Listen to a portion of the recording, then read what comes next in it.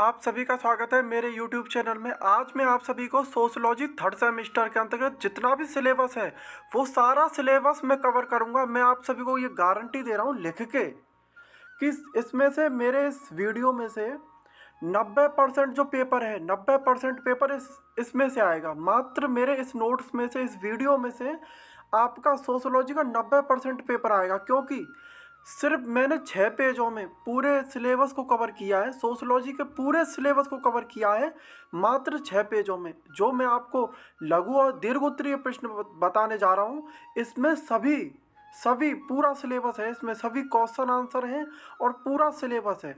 और मैंने, क्योंकि ये लघु और दीर्घ काफ़ी बड़े होते हैं क्वेश्चन, केवल उन टॉपिकों को, पॉइंट्स को मैंने लिखा है। अगर आपको इसकी विस्तृत व्याख्या देखनी है तो यूट्यूब पर सर्च कर सकते हो और गूगल पर सर्च कर सकते हो, और किताब में तो देख ही सकते हो। अगर विस्तृत तरीके से देखना है तो वैसे भी इसमें इतना ज़्यादा कुछ है नहीं कि आपको विस्तृत व्याख्या पढ़नी पड़े। अगर आप इसके पॉइंटों को अच्छी तरीके से समझ जाएंगे तो विस्तृत व्याख्या आप आराम से कर देंगे। बिल्कुल भी कठिन नहीं है विस्तृत व्याख्या करना इसका। तो हम केवल पॉइंट्स करेंगे क्योंकि पॉइंट्स इंपॉर्टेंट है। अगर पेपर के टाइम पर हमें ये पॉइंट्स याद आ जाते हैं तो हम अच्छे तरीके से लिख सकते हैं, ज़्यादा से ज़्यादा पेज लिख सकते हैं और अच्छे नंबर प्राप्त कर सकते हैं। तो आइए हम शुरुआत करते हैं इस वीडियो की। सामाजिक परिवर्तन की क्या क्या विशेषताएं हैं, इसका पहला पॉइंट है सामाजिक परिवर्तन का संबंध सामाजिक संरचना तथा व्यवस्था से है। ये तो देखिए अति लघु में भी आ सकता है कि सामाजिक संबंध किससे है, संरचना और सामाजिक।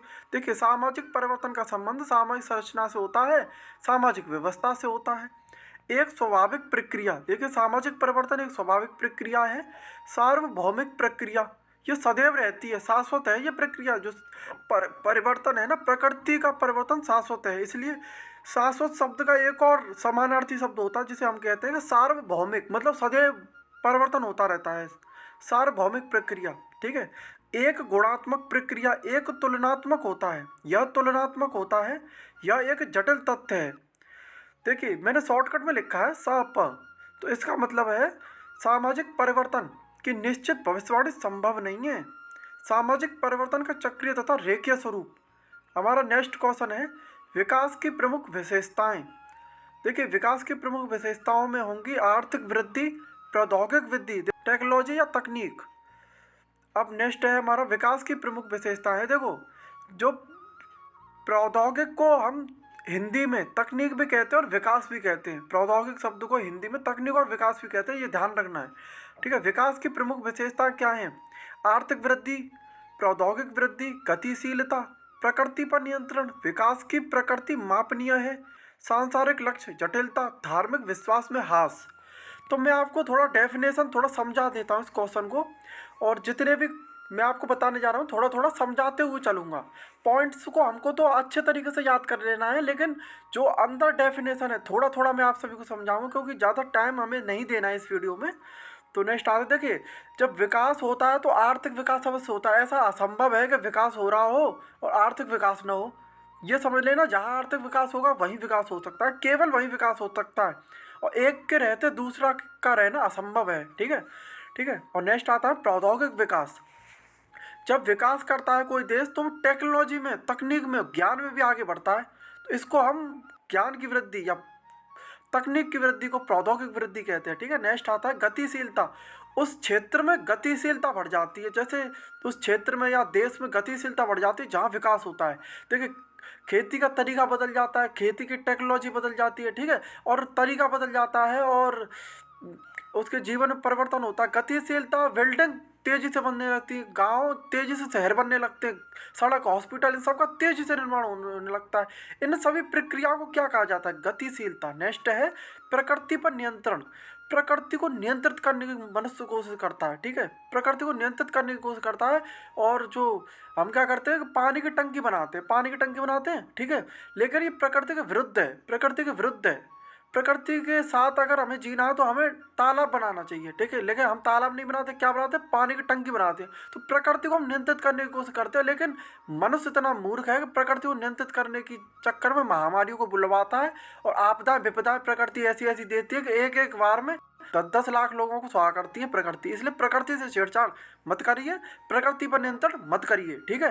विकास अंधा नहीं होना चाहिए, विकास है ना होना चाहिए, प्रकृति के साथ हमें मिलजुल के रहना सिखाए, ऐसा विकास होना चाहिए। अंधा विकास या मतलब देखिए स्वतंत्र विकास, स्वतंत्रता विकास के लिए स्वतंत्रता प्रकृति ने दे रखी है, लेकिन स्वच्छंदता नहीं दे रखी है। स्वच्छंदता का मतलब है चाहे जो करोगे, अरे चाहे जो नहीं कर सकते ना तुम, प्रकृति रोकेगी तुम्हें, महामारी से रोकेगी, प्राकृतिक आपदाओं के जरिए रोकेगी आपको। तो प्रकृति, डरिए प्रकृति से, ठीक है। नेक्स्ट क्वेश्चन है, विकास की प्रकृति मापनीय है। तो विकास की प्रकृति मापनीय है, ठीक है।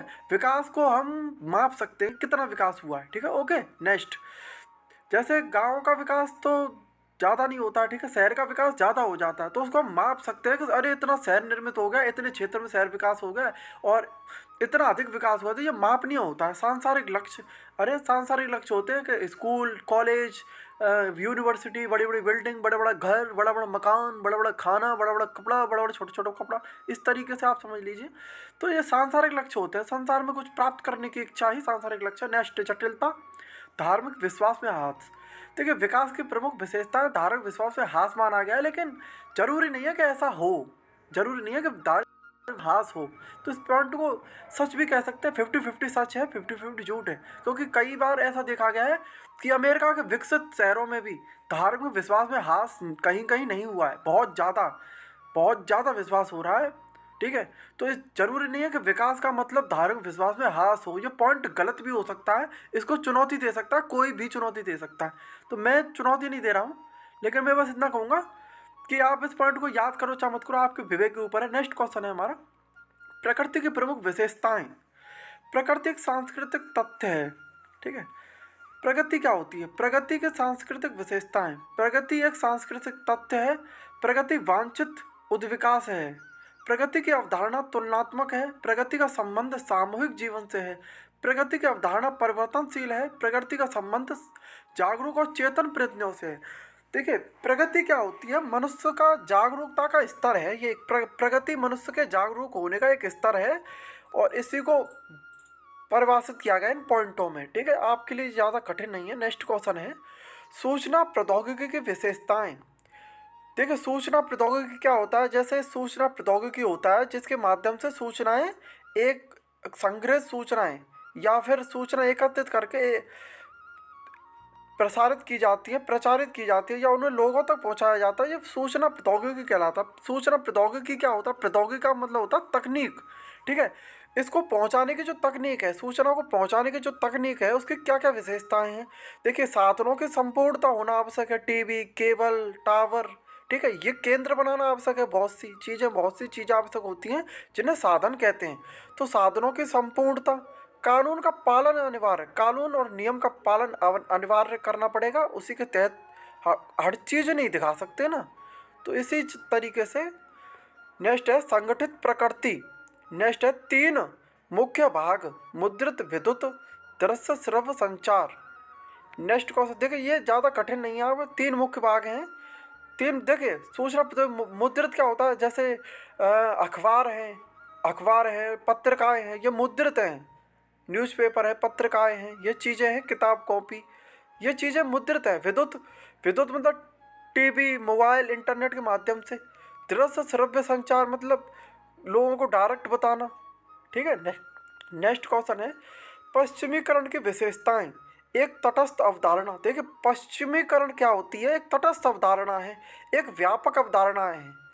देखिए पश्चिमीकरण अपनी बुराई तो करेगा नहीं, पश्चिमीकरण अपनी बुराई नहीं करेगा, इसलिए कहा गया है कि यह एक व्यापक अवधारणा है। ऐसा इन्होंने अपने विषय में कहा है कि हम व्यापक हैं, हम बहुत अच्छा सोचते हैं, ऐसा इनका मानना है, केवल इनका मानना है, ठीक है। नेक्स्ट है हमारा चेतन प्रयत्नों का समावेश। इसमें चेतन प्रयत्नों का समावेश, संसारिक जो लक्ष्य हैं उनके प्रति चेतन है ये लोग। बिल्डिंग चाहते हैं या अच्छा मकान चाहते हैं, अच्छा जीवन चाहते हैं, मतलब अच्छा खाना चाहते हैं, हर चीज़ मतलब अच्छी अच्छी चाहते हैं ये। तो ये जो सांसारिक लक्ष्य हैं इनको चेतन कहते हैं, चेतन प्रयत्न, चेतन लक्ष्य कह सकते हैं। तो चेतन प्रयत्नों का समावेश होता है, सांसारिक लक्ष्यों का समावेश होता है। इसको चेतन प्रयत्नों की जगह आप ये भी कर सकते हैं सांसारिक लक्ष्यों का समावेश, ये भी सही है, ठीक है। नेक्स्ट है अनेक मूल्यों का समावेश। इसमें अनेक मूल्यों का समावेश होता है, बिल्कुल सही बात है। जटिल प्रक्रिया, ये एक जटिल प्रक्रिया है। एक निश्चित प्रारूप का अभाव। अब यहाँ पे इसका सबसे कमज़ोर पॉइंट है पश्चिमीकरण का सबसे कमजोर पॉइंट है एक निश्चित प्रारूप का अभाव।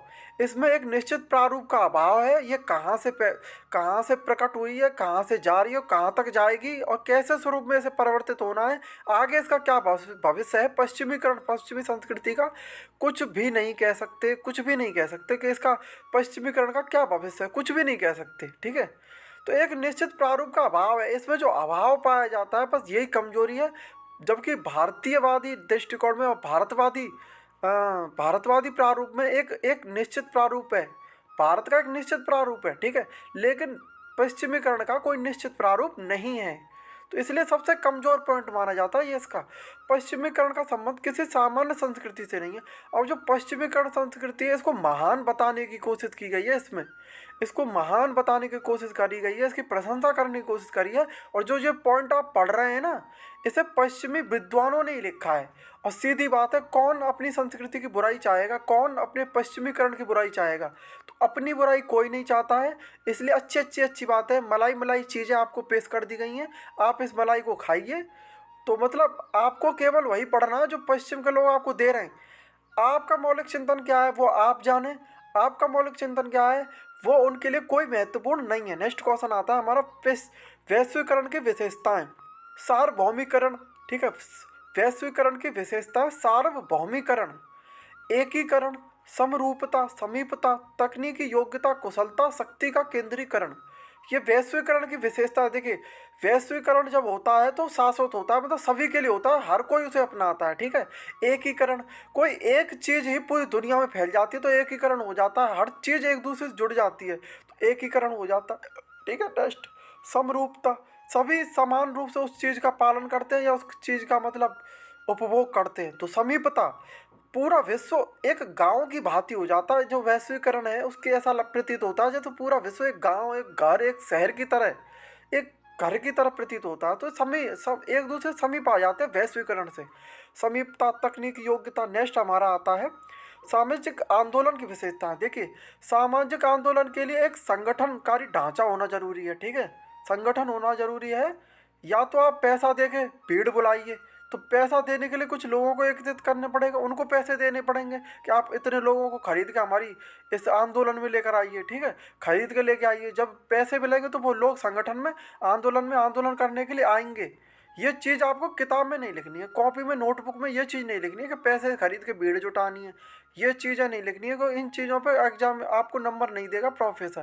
ठीक है, बहुत ही सुंदर सुंदर अच्छी अच्छी चीज़ें लिखनी है, वो आपका मौलिक चिंतन है। ठीक है, संगठनकारी ढांचा मैं ये इसलिए बता रहा हूँ कि एक संगठनकारी ढांचा होना जरूरी है जो लोगों को एकत्रित करे। जरूरी नहीं है पैसे देकर, अरे मेहनत से लोगों को जोड़े, प्रेम से जोड़ें लोगों को, अपने विचारधारा से जोड़ें लोगों को। तो संगठन बनाना जरूरी है, तो संगठन होना जरूरी है और सभी का सामूहिक प्रयत्न जरूरी है। ठीक है, और संगठन में एक विचार होना चाहिए, एक वैचारिकी आपके पास होनी चाहिए। उस विचार से आप लोगों को एकत्रित करिए, आकर्षित करिए। ठीक है, नेक्स्ट आ जाता है पूर्व निर्धारित उद्देश्य। आपका कोई उद्देश्य होना चाहिए कि हम इसलिए आंदोलन कर रहे हैं। ठीक है, गैर संस्थात्मक ढांचा।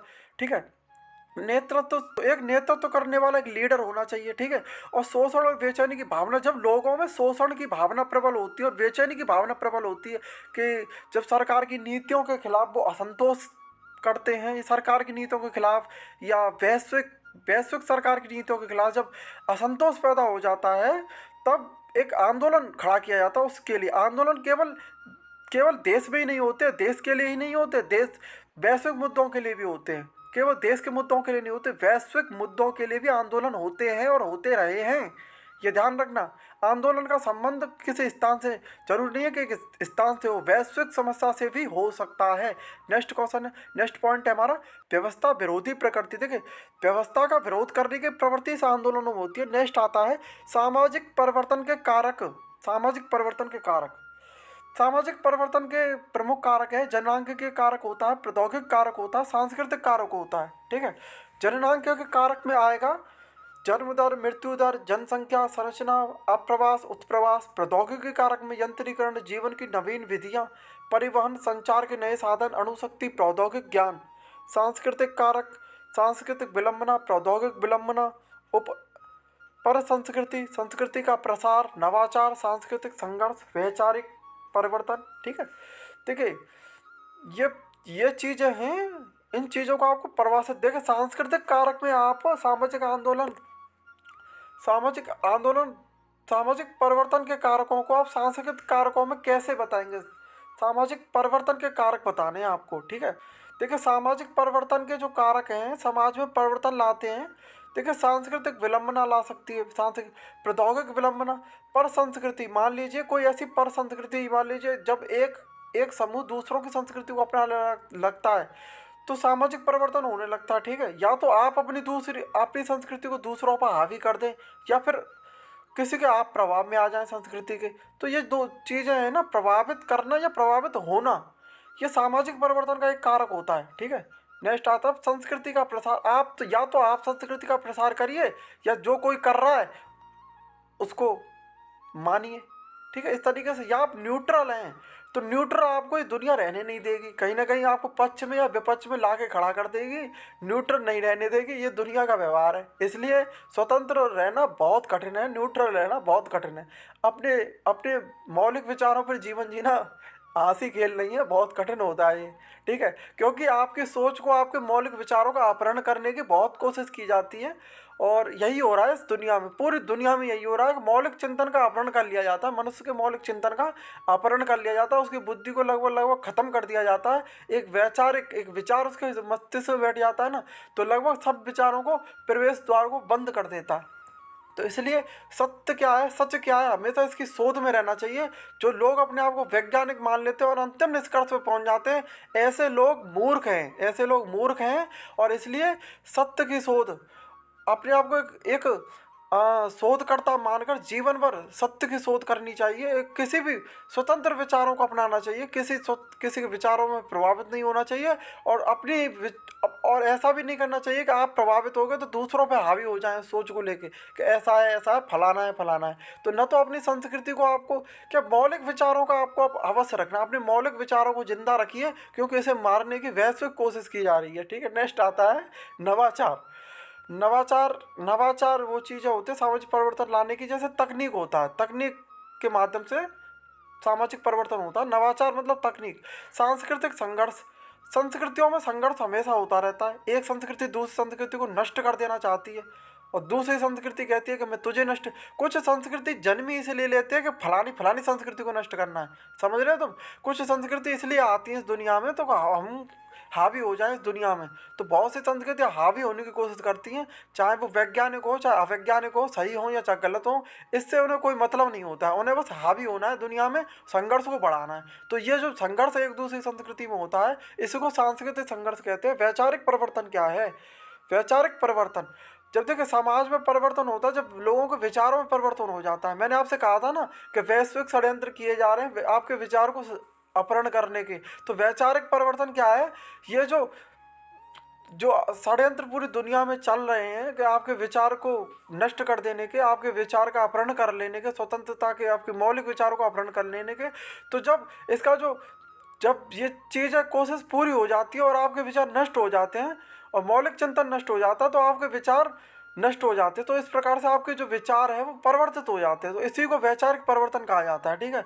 आपको नोटबुक में ये नहीं करना है कि एक वैश्विक षड्यंत्र चल रहा है, वैश्विक परिवर्तन उसकी वजह से होता है, ठीक है। इस तरीके से नहीं करना है। नोटबुक में आपको क्या लिखना है मैं बता रहा हूँ।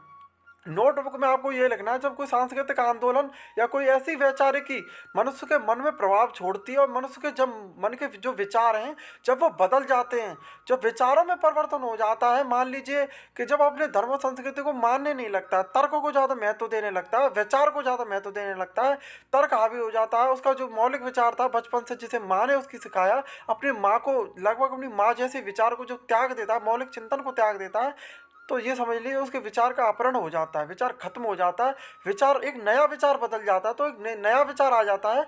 तो इसको नया विचार जो आने को, इसे वैचारिक परिवर्तन कहा जाता है। आमूल चूक परिवर्तन हो जाता है, उसे वैचारिक परिवर्तन कहते हैं। और जब वैचारिक परिवर्तन हो जाता है तो लोग अपनी संस्कृति को भी छोड़ देते हैं, माँ समान संस्कृति को छोड़ देते हैं। मूर्ख होते हैं वैसे वो लोग, ठीक है। तो आप मूर्ख न बने, आप अपने मौलिक चिंतन को हमेशा जिंदा रखें। आपके लिए शुभकामनाएं इस चीज़ के लिए, क्योंकि बहुत वैचारिक परिवर्तन में ये चीज़ आप लिख सकते हैं। नेक्स्ट कोशिश आती है आर्थिक कारक। उपभोग की प्रवृत्ति, उत्पादन की प्रणालियाँ, वितरण की व्यवस्था, आर्थिक नीतियाँ, श्रम विभाजन, आर्थिक प्रतिस्पर्धा। आर्थिक कारक ये होते थे ठीक है। नेक्स्ट हमारा आता है अन्य कारक। मनोवैज्ञानिक कारक, सामाजिक सुधार, राजनीतिक कारक, भौगोलिक कारक। ठीक है, सामाजिक परिवर्तन के कारक होते हैं ये। समाज के विकास के विभिन्न स्तर, जंगली अवस्था, बर्बरता का स्तर, सभ्यता का स्तर। ये वही चीज है जैसे आप खोज में पढ़ते आए हो कि मनुष्य बंदर था, ये था, वो था, फलाना फलाना।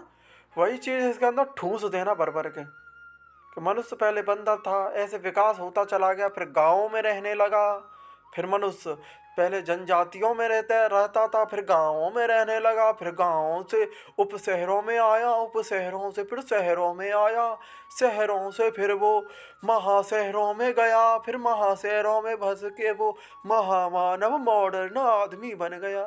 नेक्स्ट है, देखो हमारा क्वेश्चन, प्रकृति में सहायक दशाएं, समताकारी मूल्यों का विकास, बौद्धिक विकास, प्रौद्योगिकी विकास, आदर्श जनसंख्या, राजनीतिक स्थायित्व, अनुकूल प्राकृतिक दशाएं, सामाजिक न्याय, प्रभावपूर्ण सामाजिक नियंत्रण, न्यूनतम जीवन स्तर। देखिए प्रकृति में सहायक दशाएं ये ज़्यादा महत्वपूर्ण नहीं है। नेक्स्ट क्वेश्चन आता है क्रांति के कारक। ये ध्यान रखना, ये क्वेश्चन महत्वपूर्ण है। क्रांति के कारक क्या होते हैं, या विभिन्न क्रांतियां बताइए। पूरी दुनिया में जो विभिन्न क्रांतियां हुई हैं, ये लघु में आ सकता है या दीर्घ में आ सकता है। This is a very very very important question, लेकिन ज़्यादा इंपॉर्टेंट नहीं कहूँगा इसे, मैं मीडियम इंपॉर्टेंट क्वेश्चन कहूँगा। ठीक है, देखिए इंपॉर्टेंट क्वेश्चन तीन प्रकार के होते हैं। एक पहला होता है इंपॉर्टेंट, कम इंपॉर्टेंट, दूसरा मीडियम इंपॉर्टेंट, और तीसरा very very very excellent important question. तो ये मीडियम इंपॉर्टेंट क्वेश्चन है, मीडियम इंपॉर्टेंट क्वेश्चन। ठीक है, तो इसको देखिए, आर्थिक असंतुलन, जनसाधारण की निराशाएं, सामाजिक संस्थाओं का अनुपयोगिता, उपनिवेशवाद, सामाजिक न्याय। देखिए क्रांति के कारण क्या होते हैं, मैं पहली बात बता देता हूँ।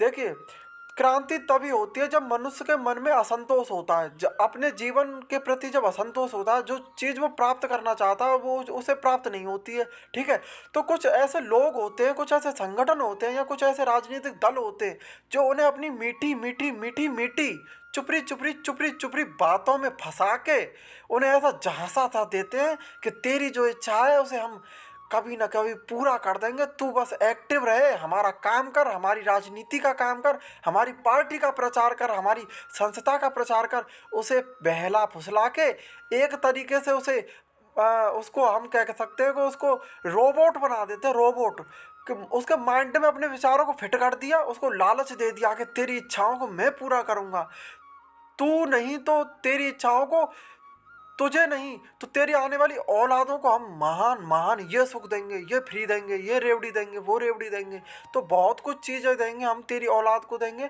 हो सकता है तेरा जीवन तो संघर्ष में ही निकल जाए, तो हो सकता है तेरे बच्चों को मिल जाए। इसलिए इस आशा में बेचारे किसान, गरीब, दलित, इन चीज़ों में, ये आशा में बेचारे राजनीतिक दल में फंसे हुए हैं और संस्थाओं में फंसे हुए, कुछ किसान संगठन भी इन चीज़ों में फंसे हुए हैं, पर इन बेचारों को कुछ नहीं मिल रहा है। मैं बस यही कहूँगा कि ऐसे लोगों को जो मन में असंतोष होता है तो ये बरगला लेते हैं, फंसा लेते हैं। ठीक है, तो वो लोग क्या करते हैं ना, झांसा दिया जाता है कि ऐसे क्रांति करते हैं, चलो आंदोलन करते हैं। आंदोलन तो बहुत होते हैं ना, तो चलो आंदोलन करते हैं। तो आंदोलन से बड़ी होती है क्रांति, ये समझ लेना। ठीक है, तो क्रांति का आपके ऊपर लिखना है, तो आंदोलन के ऊपर नहीं लिखना, आपको क्रांति के ऊपर लिखना है। तो क्रांति के ऊपर कैसे लिखेंगे, जो मन में असंतोष होता है मनुष्य के मन में, तो उसको कुछ लोग उसको, जब लोगों के मन में असंतोष हो जाता है तो वो क्रांति के लिए उठ खड़े होते हैं। देखिए जो बीच की चीज़ है ना, जो बरगला लेने वाली चीज़ है, वो आपको नहीं लिखनी है कि बरगला लेते हैं, है ना, वो चीज़ आपको नहीं लिखनी है। आपको ये लिखना है मनुष्य के मन में जो असंतोष हो जाता है तो सामूहिक रूप से इकट्ठे हो जाते हैं। कौन इकट्ठा कर रहा है, इससे क्या मतलब है यार, सिर्फ इतना लिखना है कि इकट्ठे हो जाते हैं और वो क्या करते हैं, महान आंदोलन करते हैं, बहुत बड़ा आंदोलन करते हो, तो बड़े आंदोलन को ही क्रांति कहते हो, तो क्रांति कर डालते हैं वो लोग। तो क्रांति इसलिए होती है, देखिए, और आर्थिक असंतुलन हो जाता है। ठीक है, बहुत से लोग हैं जिनके पास कृषि होगी 10-10 बीघा होगी, कुछ किसानों के पास, कुछ मजदूरों के पास कृषि होगी तो 1 बीघा भी नहीं होगी, एक छोटा सा टुकड़ा भी नहीं होगा। तो जो असंतुलन है, तो यह आर्थिक रूप में भी होता है, ये आर्थिक रूप में मनुष्य के होता है। तो जो गरीब दलित किसान हैं, जब जो भड़क जाते हैं, ये क्रांति खड़ी कर देते हैं ये लोग। तो जब क्रांति खड़ी कर देते हैं तो सरकारें गिर जाती हैं और नई सरकार बन जाती हैं। वो जरूरी नहीं है कि वो नई सरकार बनती है तो उन्हें न्याय दें, तो इसलिए क्रांति होती है। ठीक है, परिवर्तन लाना चाहते हैं, जनसाधारण की निराशाएं। मैंने आपसे कहा था जो असंतोष होता है मन में, इसी को एक निराशा भी कहते हैं। तो जनसाधारण के लोगों में निराशा होती है, वो व्यवस्था को बदलना चाहते हैं, वो कुछ प्राप्त करना चाहते हैं, इसलिए क्रांति कर डालते हैं। सामाजिक संस्थाओं की अनुपयोगिता, ये समझ लीजिए कि उनकी जो समस्याएं होती हैं उनको सामाजिक संस्थाएं भी हल नहीं कर पाती हैं। जो सामाजिक संस्थाएं भी हल नहीं कर पाती, उसका उपयोग, उसका सही समाधान नहीं कर पाती हैं, जब वो भी बेकार हो जाती हैं, ठीक है, उनमें कोई शक्ति नहीं रहती है, उनकी कोई उपयोगिता नहीं रहती है, तब लोग क्रांति के लिए विवश हो जाते हैं, तो क्रांति कर डालते हैं। उपनिवेशवाद, बाहर से उपनिवेश आता है और बाहर के लोगों को ही रोजगार देता है, और जिस देश में निवेश कर रहा है उस देश में रोजगार प्राप्त नहीं हो पाते बाहर के लोग, और पढ़े लिखे लोग ज़्यादा रोजगार ले जाते हैं, गरीबों को रोजगार नहीं मिलता, अनपढ़ को रोजगार नहीं मिल पाता। तो अनपढ़ लोग क्या करते हैं, गरीब लोग क्या करते हैं, फिर ये क्रांति कर डालते हैं। सामाजिक अन्याय, जब समाज में दलितों के साथ, गरीबों के साथ, जब समाज में गरीबों के साथ अन्याय होने लगता है, गरीबों के साथ, कमजोर और मजदूर वर्गों के साथ, और दबे हुए लोग हैं समाज में, है ना, जो दलित लोग हैं, उनके साथ जब अन्याय होता है समाज में, लोग उनके साथ, बेचारों के साथ बहुत ज़्यादा अन्याय करते हैं। जब उनके साथ अन्याय करते हैं वो लोग, तो उनकी आत्मा, जो गरीबों की आत्माएं उनको धिक्कारती हैं, और क्रांति करने के लिए वो भी विवश हो जाते हैं, वो भी अन्याय का विरोध करते हैं। तो जब वो भी क्रांति करने को लिए विवश हो जाते हैं, तो एक क्रांति एक परमाणु बम विस्फोट की तरह होती है। मैं आपको बता दूं, जो क्रांति क्या होता है, एक परमाणु बम विस्फोट की तरह होता है, जो सब कुछ तहस नहस करके एक नई व्यवस्था बना देता है, एक नई सामाजिक व्यवस्था बना देता है, राजनीतिक व्यवस्था बना देता है, नई आर्थिक व्यवस्था बना देता है, नई हर चीज़ को वो नया कर देता है, हर चीज़ को नया कर देता है। क्रांति यही होती है, और यही चीज़ होती है, ठीक है। नेक्स्ट होता है हमारा परिवर्तन के रेखीय सिद्धांत। परिवर्तन के रेखीय सिद्धांत, इसके याद करने की जो ट्रिक है ना, मैंने ट्रिक एक वीडियो में बताई है, वो ट्रिक आपको अच्छे तरीके से कर लेनी है, ठीक है। वो ट्रिक मैंने बहुविकल्पीय क्वेश्चन में बताई है।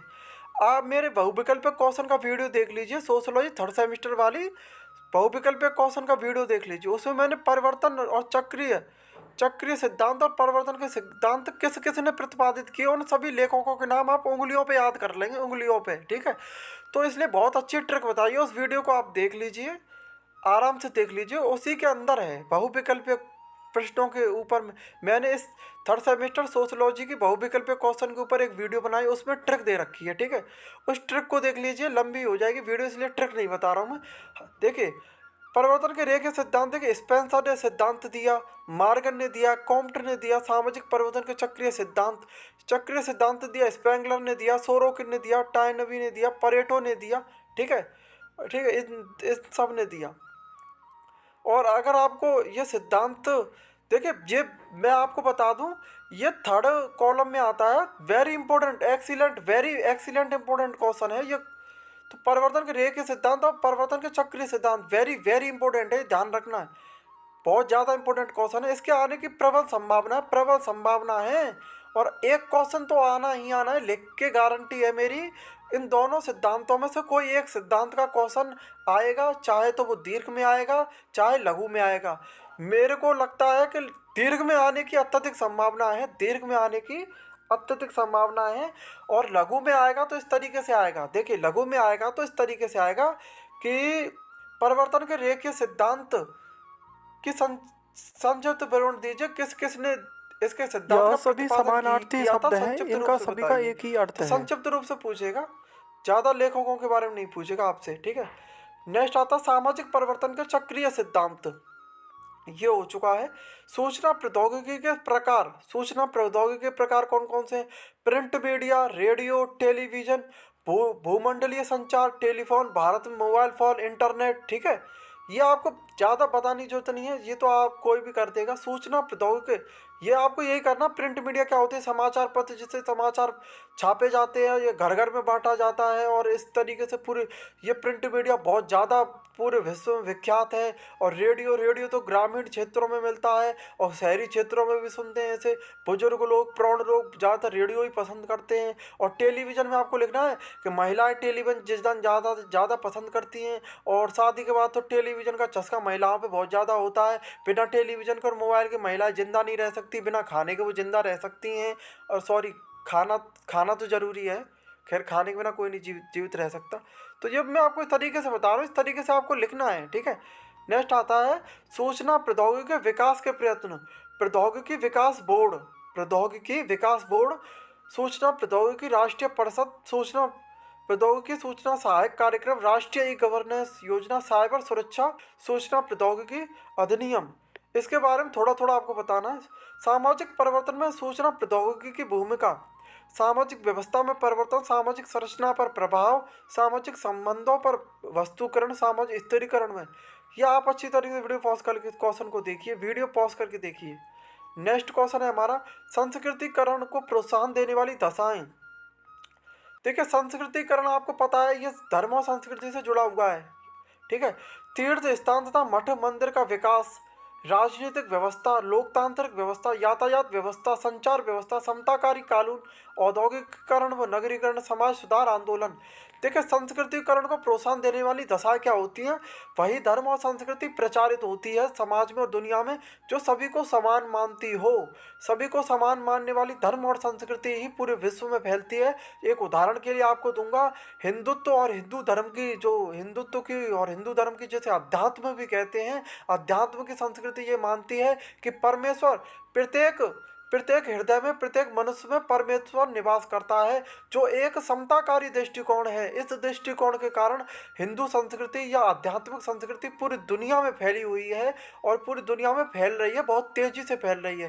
तो इसी चीज़ को हम संस्कृतिकरण कहते हैं। तो देखिए समाज सुधार आंदोलन, मैंने आपको बताया था समाज सुधार आंदोलन क्या होता है। जब कोई संस्कृति मान लीजिए और उसमें सुधार के लिए आंदोलनों के द्वारा कुछ प्रयत्न किए जाते हैं, सुधार के लिए सभी को समान माना जाए, सभी को समान अधिकार दिए जाएं और सभी को समान सम्मान दिया जाए, जीवन जीने का अधिकार दिया जाए, स्वतंत्रता का अधिकार दिया जाए, ठीक है।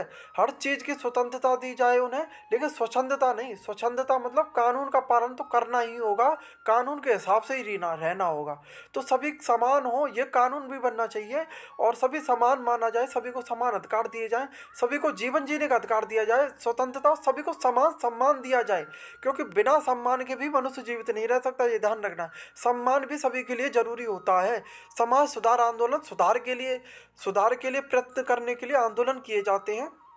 सांस्कृतिकरण को प्रोत्साहन देने वाली दशाएं, संस्कृतिकरण को प्रोत्साहन देती हैं तीर्थ स्थान तथा मठ मंदिर। मान लीजिए जो तीर्थ स्थान मठ मंदिर हैं वो विकसित हो जाएंगे तो संस्कृतिकरण पूरी दुनिया में फैलता चला जाएगा, विकसित हो जाएगा, प्रोत्साहन मिलता है इनको। राजनीतिक व्यवस्था, अगर मान लीजिए धर्म संस्कृति पर आधारित राजनीतिक व्यवस्था होगी तो उसका सम्मान पूरी दुनिया करेगी, पूरी दुनिया उसका सम्मान करेगी।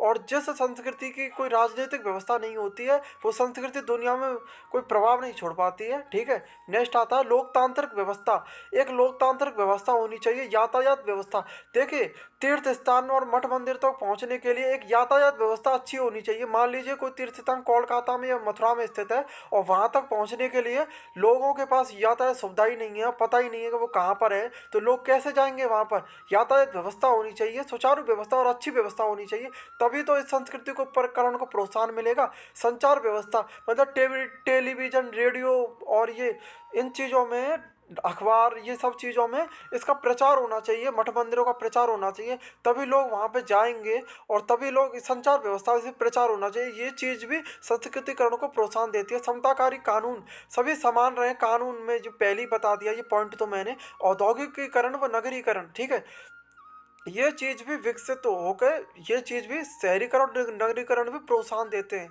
नेक्स्ट क्वेश्चन है हमारा संस्कृतिकरण से उत्पन्न सामाजिक परिवर्तन। निम्न जातियों की जीवन शैली में परिवर्तन, शक्ति संरचना में परिवर्तन, अंतरजातीय संबंधों में परिवर्तन, निम्न जातियों में बढ़ता धर्म प्रभाव, अंतर्जातीय तनावों में वृद्धि, विज्ञान के प्रति सही समझ व वृद्धि, ठीक है। आपको संस्कृतिकरण से उत्पन्न सामाजिक परिवर्तन, मैं आपको बता दूं संस्कृतिकरण क्या है। अगर संस्कृतिकरण वैज्ञानिक होगा, विज्ञान पर आधारित होगा, संस्कृतिकरण या आध्यात्मिकरण विज्ञान पर आधारित होगा तो विज्ञान के प्रति सही समझ लोगों में बढ़ेगी। विज्ञान के प्रति जो सही समझ है वो लोगों में बढ़ेगी। निम्न जातियों की जीवन शैली में परिवर्तन होगा, ठीक है। जो मान लीजिए कुछ दलित जातियां हैं जो और निम्न जातियां हैं, है ना, उनको भी संस्कृतिकरण से जीवन शैली में उनके परिवर्तन होता है और उनमें धर्म का प्रभाव भी बढ़ता है। ये चौथा पॉइंट है, धर्म जातियों में बढ़ता धर्म प्रभाव, धर्म का प्रभाव उनमें बढ़ता है तो वो भी अपने आप को मुख्य धारा में महसूस करते हैं और मुख्य धारा से, संस्कृतिकरण के मुख्य धारा से वो जुड़ जाते हैं। तो मुख्य धारा से जब जुड़ जाते हैं तो वो भी अपने आप को उच्च समझने लगते हैं, ठीक है, वो उच्च जीवन जीने लगते हैं और उच्च हो जाते हैं एक प्रकार से। शक्ति संरचना में परिवर्तन, शक्ति संरचना में परिवर्तन, अंतरजातीय संबंधों में परिवर्तन, ठीक है, ये चीज़ें हो चुकी हैं। और पश्चिमीकरण की विशेषताएं, एक तटस्थ अवधारणा, एक व्यापक अवधारणा, चेतन प्रयत्नों का समावेश, अनेक, यह चीज़ मैंने पहले भी लिख दी है आपको, पहले भी ये बता दिया है, वो टॉपिक पश्चिमीकरण की विशेषताओं में पहले ही बता दिया है, ये दोबारा लिख दिया है मैंने गलती से। सामाजिक, भारतीय समाज पर पश्चिमीकरण के प्रभाव देखिए, धर्म पर प्रभाव, जाति व्यवस्था में परिवर्तन, संयुक्त परिवारों का विघटन, शिक्षा में परिवर्तन, विवाह में परिवर्तन, सांस्कृतिक व्यवहारों में परिवर्तन, भौतिक मूल्यों में परिवर्तन। ऐसे थोड़ा सा हम करेंगे। धर्म पर प्रभाव देखिए, भारतीय पश्चिमीकरण के कारण भारतीय धर्म पर प्रभाव पड़ा है थोड़ा बहुत, और जातीय व्यवस्था में परिवर्तन, जाति की व्यवस्था में परिवर्तन हुआ है। सख्त परिवारों का विघटन देखिए, पश्चिमीकरण के कारण सख्त परिवार में विघटन हुआ है। लोग एकल परिवारों में रहना ज़्यादा पसंद करते हैं और जब नौकरी लग जाती है और रोजगार की तलाश में क्या करते हैं लोग, कहाँ जाते हैं, वहीं पर जाते हैं, वहीं पर जाते हैं, जैसे बड़े बड़े शहरों में चले जाते हैं, तो वो एकल ही रह पाते हैं, माँ बाप उनके साथ नहीं रह पाते। और कुछ पश्चिमीकरण के कारण देखिए, पश्चिमीकरण का भी प्रभाव है परिवार के विघटनों में, और शहरीकरण का भी प्रभाव है, ठीक है, शहरीकरण का भी प्रभाव है। शिक्षा में परिवर्तन, पर देखिए पश्चिमीकरण के कारण शिक्षा में परिवर्तन पूरी दुनिया में हुआ है, विवाह में परिवर्तन हो रहा है, इन सब चीज़ों में परिवर्तन हुआ है पश्चिमीकरण के कारण। भारतीय समाज पर लौकिकीकरण का प्रभाव, सामाजिक संरचना पर प्रभाव, परंपरा धार्मिक मान्यताओं पर प्रभाव, ब्राह्मण के व्यवसाय पर प्रभाव, धार्मिक विचारों पर प्रभाव। देखिए लौकिकीकरण का प्रभाव, यहाँ पे आपको आधुनिकता या लौकिकीकरण का प्रभाव बताना, इन सब थोड़ा थोड़ा इनकी संरचना में प्रभाव हुआ है, ये आपको ज़्यादा कठिन नहीं है। देखिए ब्राह्मण के व्यवसाय पर प्रभाव, अब लौकिकीकरण बढ़ रहा है तो ब्राह्मणों के लिए ज़्यादा वो नहीं रहा है, समाज में गैप नहीं रहा है, ठीक है, रोजगार ब्राह्मणों को नहीं मिल पा रहा है, उन्हें तो आरक्षण भी नहीं मिलता है। तो इस तरीके से ब्राह्मण बेचारा अब पिछड़ा, और पिछड़े से भी पिछड़ा होता जा रहा है ब्राह्मण इस समय। वर्तमान समय में ब्राह्मण पिछड़े से भी पिछड़ा होता जाता है, हो जा रहा है, क्योंकि उन्हें कोई न तो आरक्षण मिल पा रहा है और न बेचारे को ब्राह्मण के कर्म और संस्कारों के माध्यम से उन्हें को रोजगार भी नहीं मिल पाता है बेचारों को। इसलिए धार्मिक विचारों पर प्रभाव को, धार्मिक विचार भी कमजोर हो रहे हैं इन चीज़ों से। तो नेक्स्ट आता है आधुनिकीकरण की विशेषताएं, नगरीकरण में वृद्धि, प्रौद्योगिक विकास, बढ़ती हुई गतिशीलता, व्यक्तिगत आकांक्षाओं को मान्यता, लोकतांत्रिक मूल्यों में वृद्धि, परिवर्तन में रुचि, लौकिक मूल्यों की प्रधानता। आधुनिकीकरण की विशेषताएं क्या होती है देखिए, आधुनिकीकरण तभी होता है जब शहर हो, नगरीकरण में वृद्धि हो जाती है, तकनीक में वृद्धि हो जाती है, जैसे प्रौद्योगिक विकास कहते हैं, बढ़ती हुई गतिशीलता, मैंने कहा था ना, जब बिल्डिंग बनेंगी तो नहीं, ये गतिशीलता बढ़ेगी शहरों की, सब चीज़ की, तो गतिशीलता। और व्यक्तिगत आकांक्षाओं को मान्यता, लोग अपनी आकांक्षाओं को पूर्ण करना चाहते हैं, अपने स्वार्थों की पूर्ति करना चाहते हैं। लोकतांत्रिक मूल्यों वृद्धि, लोग लोकतांत्रिक तरीके से रहना चाहते हैं। परिवर्तन में रुचि, परिवर्तन पसंद करते हैं। लौकिक मूल्यों की प्रधानता, संसारिक इच्छाएं होती है मनुष्य की, संसारिक कामनाएं होती है कि संसार में ये चाहिए वो चाहिए, इन्हीं को लौकिक मूल्यों की प्रधानता, यही आधुनिकीकरण की विशेषता है। नेक्स्ट आता है हमारा आधुनिकीकरण के स्रोत, ठीक है, ठीक है, आंतरिक स्रोत है, आधुनिकीकरण के बाह्य स्रोत है। वीडियो को पॉज करके आराम से करो इसे। नेक्स्ट क्वेश्चन है भारतीय समाज पर आधुनिकीकरण के प्रभाव, कृषि का आधुनिकीकरण, प्रौद्योगिक विकास, शिक्षा का प्रसार, जीवन स्तर में सुधार, लोकतांत्रिक नेतृत्व का विकास।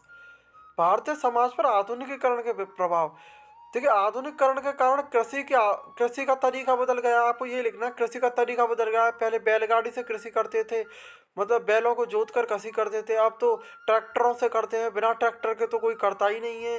ट्रैक्टरों में भी वृद्धि हो रही है, तकनीकी विकास होने लगा है। पहले केमिकल का प्रयोग करते थे, अब जैविक का प्रयोग करने लगे, और भी तकनीक आने लगी है। ऐसी ऐसी तकनीक आने लगी है कि जो जेनेटिक चेंज कर दिया गया है बीजों में, कृषि के जो बीज होते हैं बीजों में जेनेटिक चेंज कर दिया गया है। जेनेटिक चेंज करने के कारण, ये बहुत बड़ा टॉपिक है, जेनेटिक चेंज करने के कारण आप इसके ऊपर 50 नहीं 1000 पेज लिख सकते हो। इसके ऊपर आप 100 पेज लिख सकते हो, 100 पेज, ठीक है। तो जेनेटिक चेंज कर दिया बीजों में, तो ऐसे बीज आने लगे हैं जिसके कारण आलू मोटे हो गए हैं, टमाटर मोटे हो गए हैं। पहले जितने टमाटर एक छोटे से पौधे से प्राप्त होते थे, आज एक 4 पौधे से जितने टमाटर प्राप्त होते हैं, आज एक पौधे से इतने टमाटर प्राप्त हो जाते हैं। संख्या बढ़ गई है टमाटर के पौधों पर, टमाटर की संख्या बढ़ गई है क्योंकि जेनेटिक चेंज कर दिया गया है। गेहूं को पहले पतले होते थे, गेहूं को जेनेटिक चेंज करने के कारण ऐसे ऐसे गेहूं आ रहे हैं जिसे हम मोटा गेहूं कहते हैं। मोटे मोटे गेहूं होने लगे हैं, तो गेहूं की पैदावार ज़्यादा हो गई है। ऐसे ही जितने भी कृषि करते हैं, जितनी भी फल सब्जी वगैरह होती हैं, तो इन जेनेटिक चेंज के कारण बहुत ही इनकी गुणवत्ता में आया, चेंज हुआ है गुणवत्ता में। और उनके जो पौष्टिक पौष्टिक चीज़ है, पौष्टिक तत्व होते हैं कृषि के इन चीज़ों में, सब साग सब्जियों में, इनमें भी वृद्धि हो गई है। तो वैज्ञानिक युग आ गया है, इस समय वैज्ञानिक युग आ गया। पर इनसे मैं आप सभी को बता दूं, इन चीज़ों की भी एक सीमा है। प्रकृति मनुष्य को थोड़ी सी स्वतंत्रता दे रखी है, तो वो जेनेटिक में थोड़ा बहुत बदलाव कर सकते हैं। मनुष्य के जेनेटिक में आज तक वो बदलाव कर नहीं पाए, और आज तक कर नहीं पाए, और भविष्य में भी नहीं कर पाएंगे, कभी भी नहीं कर पाएंगे। मनुष्य की जेनेटिक में वो चेंज कभी नहीं कर सकते। पूरी सृष्टि का सबसे कठिन काम है मनुष्य के जेनेटिक में चेंज कर पाना। मनुष्य के जेनेटिक को तो इन चीज़ों को तो मनुष्य को सूक्ष्म तरीके से मनुष्य वैज्ञानिक, बड़े बड़े वैज्ञानिक आज तक मनुष्य के जेनेटिक के कोडों को तो देख नहीं पाए, समझ नहीं पाए। मनुष्य आज तक वैज्ञानिक समझ नहीं पाए उसमें क्या फलाना ढकाना, क्या थोड़ा सा चेंज कर देंगे। असंभव है, चेंज करना असंभव है। लेकिन मैं आपको बता दूं, चेंज करना असंभव भी नहीं है, कठिन असंभव या कठिन भी नहीं है। क्योंकि जैसे पानी और तेल को मिला के एक नई चीज़ बन जाती है, ऐसे ही मनुष्य में जेनेटिक चेंज करके कुछ नया नया प्रकार का जानवर बनाया जा सकता है।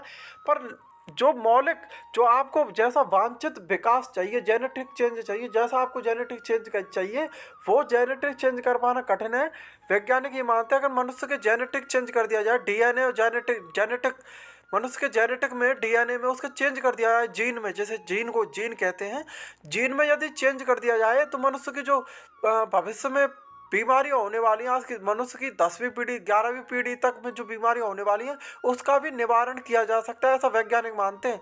आने वाली पीढ़ी में जो रोग हो सकता है, या मनुष्य को मान ली 50 साल बाद कैंसर का रोग हो सकता है, तो वैज्ञानिक जेनेटिक में चेंज करके उस रोग को पैदा होने से ही पहले ही खत्म कर सकते हैं, जेनेटिक के माध्यम से, ऐसा वैज्ञानिक मानते हैं। लेकिन ये काम अत्यधिक कठिन है।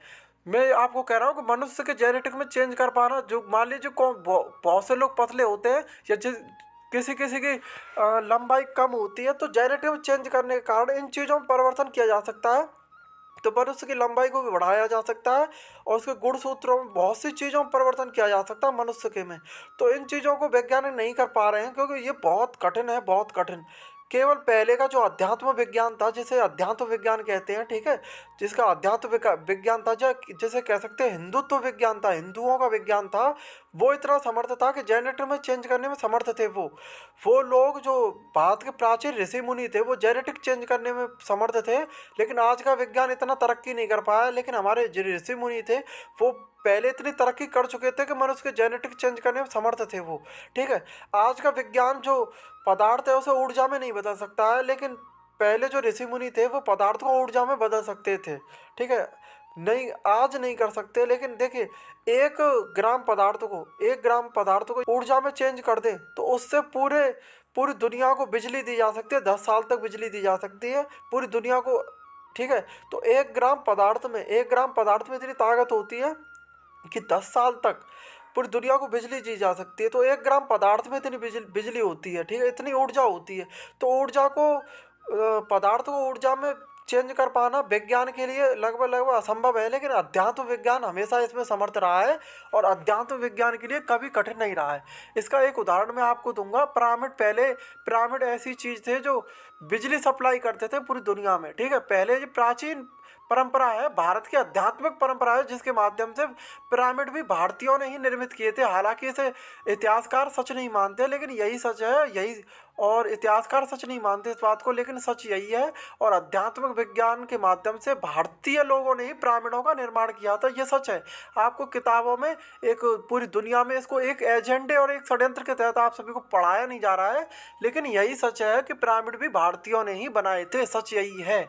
नेक्स्ट आता है हमारा नेक्स्ट टॉपिक पे आते हैं हम मैं आपको इस टॉपिक से छूट कर मैं आपको पढ़ाने लगा था अध्यात्म विज्ञान को। इसके लिए आपको क्षमा चाहता हूँ और इसी टॉपिक पर लौट कर आता हूँ।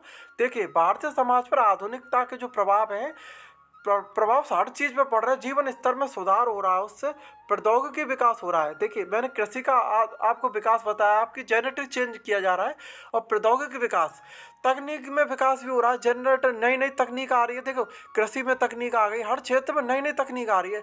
नई नई पीढ़ी के कंप्यूटर आ रहे हैं, नई नई पीढ़ी के कंप्यूटर आ रहे हैं। ठीक है, नेक्स्ट क्वेश्चन है हमारा, वैश्वीकरण के सामाजिक आर्थिक प्रभाव, आर्थिक विकास। देखिए, वैश्वीकरण के क्या क्या प्रभाव पड़ते हैं समाज पर और आर्थिक प्रभाव क्या क्या पड़ते हैं वैश्वीकरण होने पर। देखिए, आर्थिक विकास होता है, देश विदेश विदेशी निवेश में वृद्धि, रोजगार के अवसरों में वृद्धि, कृषि उत्पादन में वृद्धि, अंतर्जातीय सहयोग, महिलाओं में जागरूकता, जीवन की गुणवत्ता में सुधार, सांस्कृतिक वैश्वीकरण। यहाँ पे आराम से कर देंगे। सामाजिक आंदोलन से उत्पन्न सामाजिक परिवर्तन, सामाजिक सुधार, दुर्बल वर्गों की परिस्थिति में सुधार, सामाजिक रूपांतरण, सामाजिक पुनर्निर्माण। वीडियो पॉज करके आप करिए। संसाधन संसाधन लामबंदी सिद्धांत, सामाजिक आंदोलन के सामान्य कारक। ये सामाजिक आंदोलनों के सामान्य कारक है। ये मीडियम इंपोर्टेंट क्वेश्चन है, आप आराम से करिए इसे। स्वतंत्रता आंदोलन से उत्पन्न चेतना, विभेदकारी सामाजिक मूल्य, पिछड़े वर्गों में जागरूकता, राजनीतिक दलों की भूमिका, सम्मान प्राप्ति की इच्छा, उच्च दलों के द्वारा शोषण। नेक्स्ट क्वेश्चन है हमारा, सामाजिक आंदोलन के प्रकार डेविड अबरले के अनुसार हैं ये, रूपांतरकारी आंदोलन, सुधारवादी, मुक्तिपरक आंदोलन, वैकल्पिक आंदोलन। देखिए, सामाजिक आंदोलनों के प्रकार में आपको क्या करना है, वो बता रहा हूँ मैं। इन चीज़ों को भूल जाओ कि किताब में क्या लिखा है, फलाने में क्या लिखा है, ढिकाने में क्या लिखा है, इन चीज़ों को भूल जाओ। मैं जो इम्पोर्टेंट कर रहा हूँ, केवल आपको इतना बता दिया आपने सामाजिक आंदोलन के प्रकारों में, तो आपको सारे नंबर आपकी झोली में गिर जाएंगे। ठीक है, तो सबसे पहले किसान आंदोलन, दूसरा दलित आंदोलन, तीसरा सुधारवादी आंदोलन, ठीक है, चौथा महिला आंदोलन, पांचवा। तो आपके मन में जो आए, जो प्रमुख है, जो मुख्य है, वो तो आपको करने ही करने हैं। ठीक है, आंदोलनों के प्रकार हॉर्नर के अनुसार हैं, एम.एस. राव के अनुसार हैं। ये ज़्यादा इंपॉर्टेंट नहीं है, ये आपको नहीं करने हैं, केवल थोड़े बहुत आपको जो मैंने बताया वो कर लेने हैं, याद सिर्फ वही करने हैं। कि देखो, इतना डीप पढ़ना जरूरी नहीं है, ज़्यादा डीप करने से कोई मतलब नहीं है। पेपर में कभी भी इतना डीप नहीं पूछेगा आपसे, इस चीज़ में मैं आपको लिख के दे रहा हूँ, इतना डीप। नेक्स्ट क्वेश्चन है हमारा, 19वीं शताब्दी का समाज सुधार आंदोलन।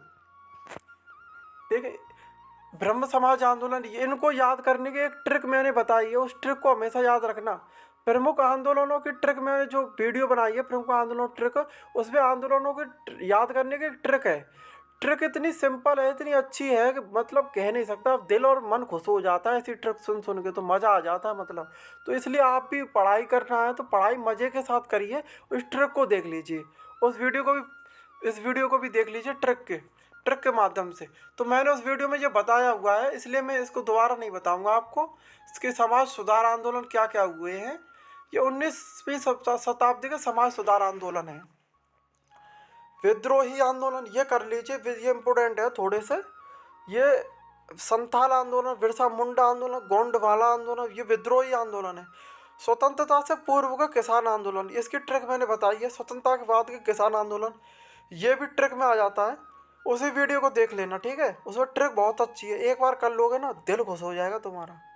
क्रांतिकारी आंदोलन, ठीक है, क्रांतिकारी आंदोलन करना जरूरी है, वो मैंने उसमें नहीं बताया, इसमें बता रहा हूँ।